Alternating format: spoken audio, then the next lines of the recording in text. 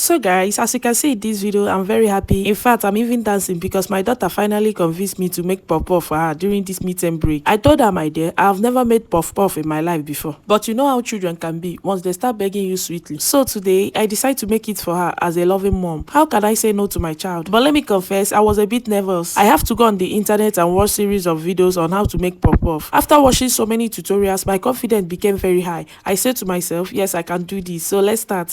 First, I got a clean bowl. Then I added 2 cups of my all-purpose flour. As I was measuring out my flour, I suddenly remember back then in school when my friend and I used to buy puff-puff during break time.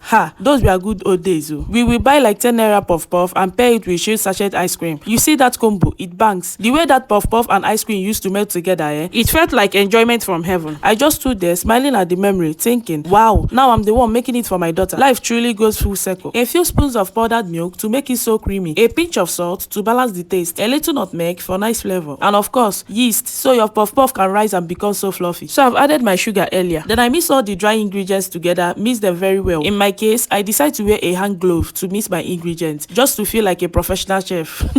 But honestly, it is not a must, okay? You can use your bare hands if you want. Just make sure that your hands are clean. While mixing, I was already imagining how my puff-puff would turn out. Golden brown, soft and round. My daughter was standing beside me, watching closely like a little supervisor. Next, I started adding my warm water, not hot water, please, just warm water, enough to activate the yeast. I added it little by little while mixing. At first, the mixture looked funny. I even said to myself, is this really how puff-puff supposed to look?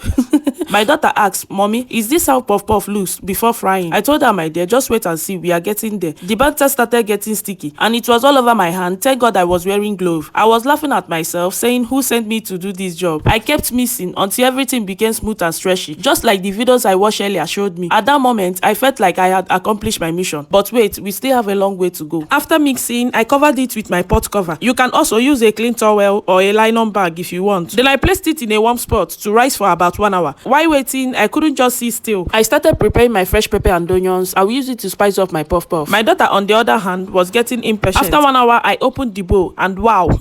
At that moment, I knew my puff-puff dream was becoming real. Now, it was time to fry. I poured enough vegetable oil into my frying pan and allow it to heat up. Not too hot, because if it's too hot, the puff-puff will cook on the other side but remain raw inside. As I continued frying, my kitchen was filled with the sweet aroma of the puff-puff. My daughter shouted from the sitting room, Mommy, it smells so good. Finally, I removed them from the hot oil and placed them on a plate. So guys, after frying, I looked at my puff-puff and honestly, I started laughing.